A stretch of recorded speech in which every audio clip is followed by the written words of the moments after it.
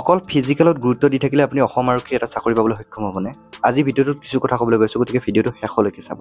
এতিয়া চাওক, আপোনালোকে বহুত এনেকুৱা কেণ্ডিডেট পাইছে, বহুত এনেকুৱা ল'ৰা বা ছোৱালী পাইছে, যিসকলে নেকি আগতে ইণ্টাৰভিউ দিছে, কিন্তু অকণমানৰ কাৰণে হয়তো তেখেতসকলে চাকৰি পোৱা নাই। কিন্তু কিয় পোৱা নাই বা কি কাৰণত পোৱা নাই, আপোনালোকে যদি ভালকৈ চাই, তেখেতে হয়তো মাত্ৰ এটা ইভেণ্টত গুৰুত্ব দিছিলে।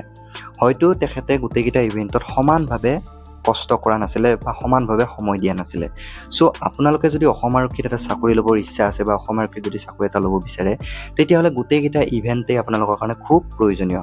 অসম আৰক্ষীত তিনিটা ষ্টেজত আপোনালোকৰ বাছনি প্ৰক্ৰিয়াটো সম্পূৰ্ণ হয়।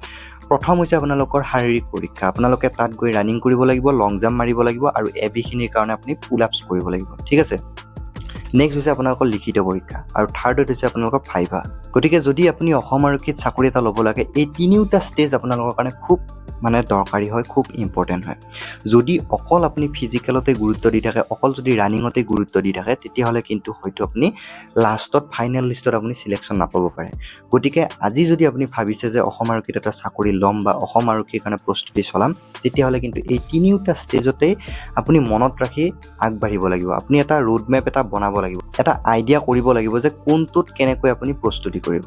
এই চাকৰিৰ ৰেচটোত, এই চাকৰিৰ যিখিনি সময় আপুনি দিব প্ৰিপেৰেশ্যনৰ হওক বা একদম লাষ্টৰ চিলেকশ্যন প্ৰচেছলৈকে, এই ৰেচটোত কিন্তু গোটেইকেইটা ইভেণ্টেই সমানভাৱে গুৰুত্ব প্ৰদান কৰে।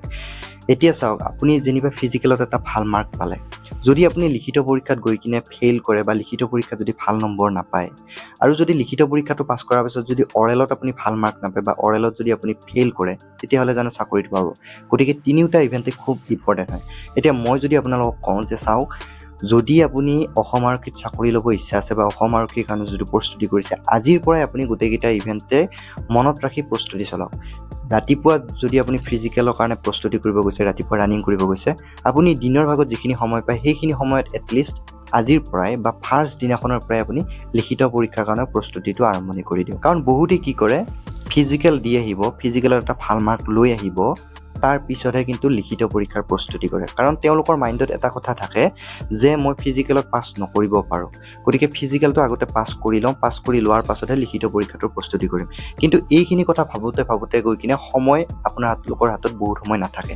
তেতিয়া কি হ'ব, আপুনি লিখিত পৰীক্ষাৰ কাৰণে খুব কম সময় পাব, খুব বেছিতে 2 মাহ বা 3 মাহ সময় পাব। আৰু 2 মাহ বা 3 মাহ সময় বৰ্তমান যদি আপুনি পঢ়ে, এটা এক্সাম ক্লিয়াৰ কৰাৰ কাৰণে খুব কঠিন হৈ পৰে। কাৰণ এক্সাম লেভেলটোৱে বেলেগ হৈ গৈছে। আপুনি বৰ্তমান সময়ত MCQ চাই গৈ কিনে এটা পৰীক্ষা পাছ কৰিব নোৱাৰে, কাৰণ লেভেলটোৱে তেনেকুৱা হৈ গৈছে। আপুনি কুৱেশ্যনটো দেখিলেই তাৰ হিষ্ট্ৰীটো গোটেই জানিব লাগিব। সেই কুৱেশ্যনটো কোনটো লেচনৰ পৰা আহিছে, কোন টপিকৰ পৰা আহিছে, আপুনি কুৱেশ্যনটো দেখিয়ে গম পাব লাগিব। আৰু আচলতে গোটেইখিনি আপুনি ভালদৰে যেতিয়া পঢ়িব, তেতিয়া কুৱেশ্যনত ধুনীয়াকৈ এটেম্প কৰিব পাৰিব। আপোনালোকৰ যিকোনো ধৰণৰ কুৱেশ্যন সুধিলে তাৰ এনচাৰ কৰিব পাৰিব।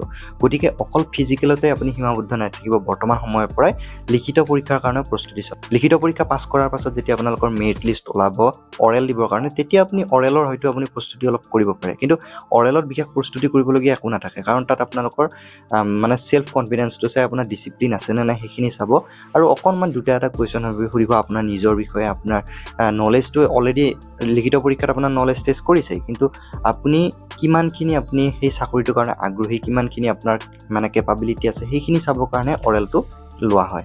গতিকে যদি অসম আৰক্ষীত চাকৰি কৰিম বুলি ভাবিছে, আজিৰ পৰাই শাৰীৰিক যিখিনি অনুশীলন কৰি আছে, সেইখিনিৰ লগে লগে আপোনালোকে লিখিত পৰীক্ষাৰ কাৰণে প্ৰস্তুতিটো আৰম্ভণি কৰক। আৰু যদি আপোনালোকে লিখিত পৰীক্ষাৰ প্ৰস্তুতিৰ কাৰণে মোৰ পৰা ভিডিঅ' বিচাৰে, তেতিয়াহ'লে কমেণ্ট কৰি জনাব, মই আপোনালোকক তাৰ কাৰণে ভিডিঅ' দিবৰ কাৰণে চেষ্টা কৰিম। এতিয়া বহুতেই ভাবিব যে মই লিখিত পৰীক্ষাৰ কাৰণে প্ৰস্তুতি কৰিবৰ কাৰণে আপোনালোকক ভিডিঅ' দিম, কাৰণ মই আপোনালোকক পঢ়োৱাৰ অলপ হ'লেও অৰ্হতা অৰ্জন কৰি থৈ দিয়া আছে। কাৰণ মই অসম টেট, যিটো আপাৰ প্ৰাইমেৰী টেট, সেই টেট পাছ কৰি থোৱা আছে। গতিকে মই ভাবোঁ যে মই আপোনালোকক সেইখিনি লেভেলত পঢ়াব পাৰিম বা সেই চাকৰিটোৰ কাৰণে যিখিনি প্ৰয়োজনীয় হয় অলপ হ'লেও আপোনালোকক সহায় কৰিব পাৰিম। গতিকে আপোনালোকে যদি বিচাৰে, ইয়াৰ যদি লিখিত পৰীক্ষাৰ কাৰণে প্ৰস্তুতিৰ কাৰণে যদি আপোনালোকে কুৱেশ্যন এনচাৰ বা কিবা যদি টপিকৰ ওপৰত ভিডিঅ' বিচাৰে, তেতিয়াহ'লে আপোনালোক কমেণ্ট কৰি জনাব, মই আপোনালোকৰ কাৰণে ভিডিঅ' বনাম। গতিকে এইখিনি আছিলে আজি ভিডিঅ'টোত। পুনৰ এনেকুৱা ভিডিঅ' লৈ আহিম, গতিকে চেনেলটো ছাবস্ক্ৰাইব কৰি ৰাখিব। আৰু যিসকলে অসম আৰক্ষীৰ প্ৰস্তুতি কৰিবৰ কাৰণে আগবাঢ়ি আহিছে বা যিসকলে অসম আৰক্ষীৰ প্ৰস্তুতি চলাই আছে, তেখেতসকললৈকে এই ভিডিঅ'টো শ্বেয়াৰ কৰি দিব। আৰু ভিডিঅ'টো যদি ভাল পাইছে লাইক কৰি দিব। তো পুনৰ এটা নতুন ভিডিঅ' লৈ আহিম, তেতিয়ালৈকে থেংক ইউ।